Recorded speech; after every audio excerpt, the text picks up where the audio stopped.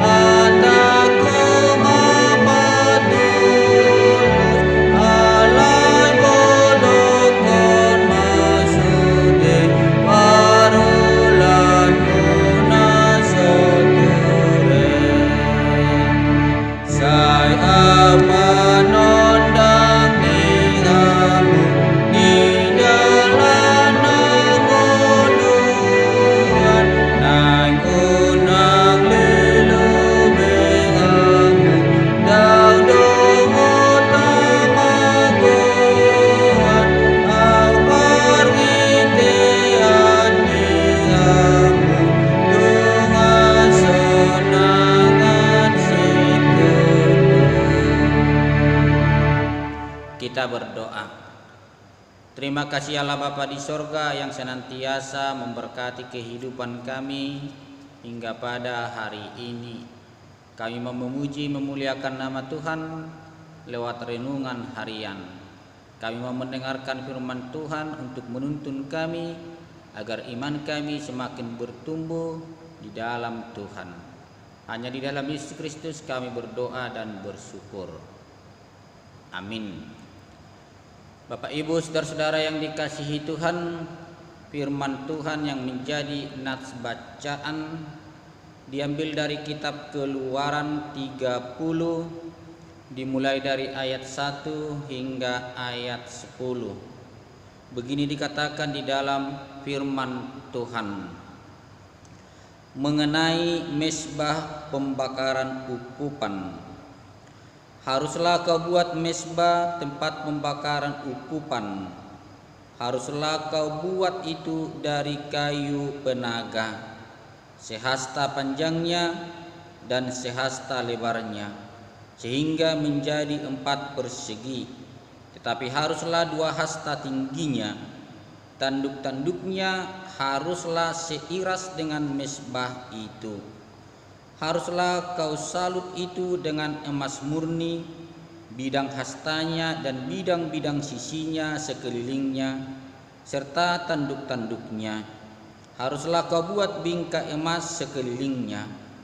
Haruslah kau buat 2 gelang emas untuk mezbah itu di bawah bingkainya pada kedua rusuknya.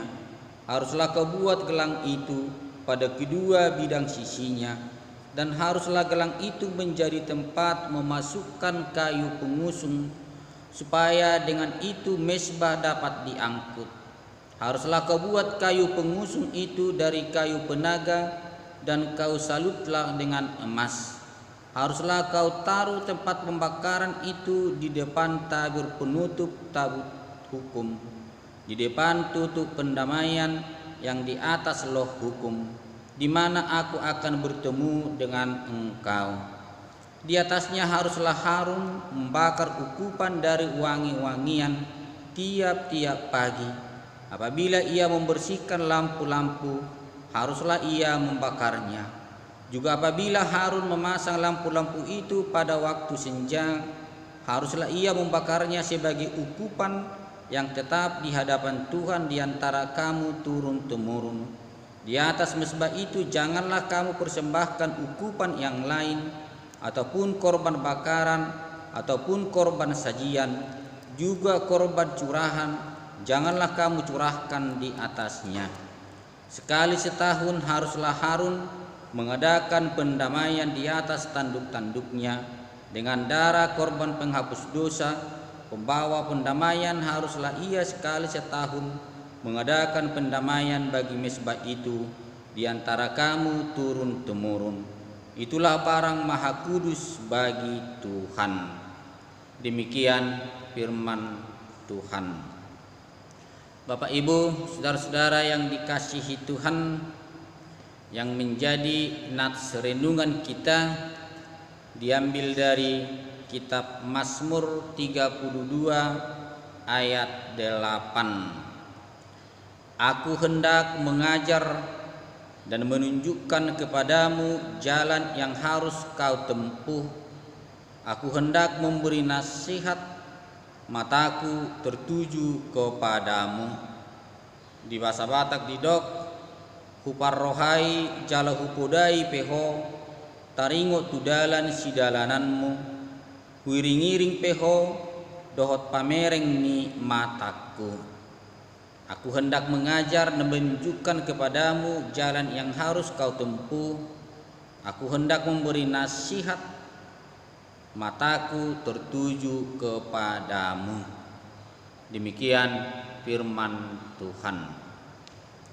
Bapak Ibu, saudara-saudara yang dikasihi Tuhan, setiap orang ingin menempuh perjalanan hidupnya dengan selamat. Dalam perjalanan kehidupan kita mengalami dan menghadapi berbagai macam situasi dan kondisi. Kadang menurun, kadang menanjak, kadang berliku, curam dan licin. Kadang tidak tahu arah yang harus ditempuh. Tetapi yang pasti, bagaimanapun keadaannya, kita mau tiba dengan selamat di tempat yang kita tuju, dan hidup kita terus berjalan dari satu tempat ke tempat yang lain. Kita butuh arah yang jelas, butuh penunjuk jalan yang tepat, sehingga memudahkan kita tiba di tujuan kita. Demikianlah Tuhan kepada kita, sama seperti orang tua yang selalu berusaha menuntun, membimbing, mengarahkan anak-anaknya dalam setiap perjalanan kehidupannya. Demikianlah Tuhan kepada kita. Aku hendak mengajar dan menunjukkan kepadamu jalan yang harus kau tempuh. Aku hendak memberi nasihat, mataku tertuju kepadamu. Sungguh suatu pembelajaran yang sangat berharga dan sangat baik dan harus diteladani. Mengajar dan menunjukkan arah, artinya bukan hanya dalam kata, tetapi menunjukkannya begitu jelas supaya lebih dipahami dan dimengerti, sehingga dia selalu berjalan di jalan yang benar. Terkadang kita sulit diarahkan, maunya kita mau berjalan sendiri, tetapi Tuhan selalu berusaha, bahkan menasihati dengan sungguh-sungguh, bahkan membujuk dan menuntun. Bahkan mata Tuhan tertuju kepada kita, artinya benar-benar dipantau dari jauh. Benar enggak dia berjalan di jalan yang telah aku tunjukkan. Jadi benar-benar diperhatikan bahwa di dalam setiap perjalanan kehidupan kita, Tuhan selalu memberikan arah, memberikan bimbingan yang jelas, sehingga kita benar-benar berjalan di jalan Tuhan dan tiba di tujuan dengan penuh sukacita. Mari kita untuk senantiasa berjalan di jalan Tuhan. Amin.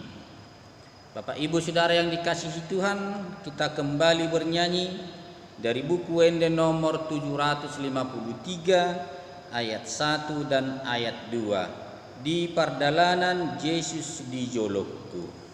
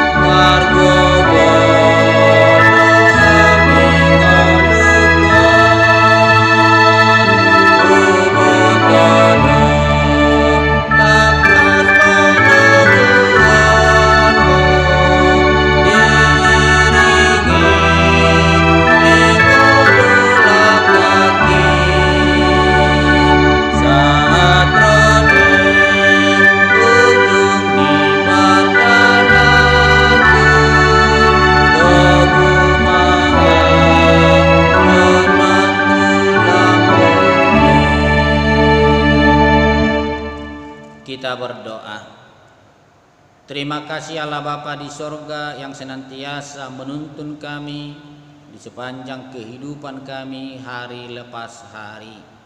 Kiranya kami selalu mau diarahkan oleh Tuhan agar kami bisa tiba dengan selamat dengan penuh sukacita yang daripada Tuhan. Sertai kami Tuhan sepanjang hari ini dalam segala aktivitas kami. Tuhan berkati dan lindungi kami. Jauhkan kami dari setiap mara bahaya. Berkati keluarga kami, anak-anak kami, orang tua kami, dan sanak saudara kami. Sehingga kami bersama-sama akan selalu memuji memuliakan nama Tuhan. Karena Tuhan adalah Allah yang layak dipuji dan dimuliakan.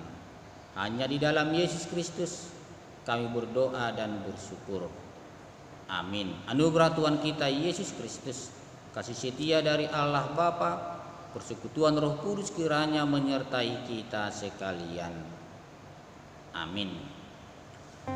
Bapak Ibu saudara-saudara yang dikasihi Tuhan, selamat pagi, selamat beraktivitas. Tuhan Yesus memberkati kita. Amin. Kau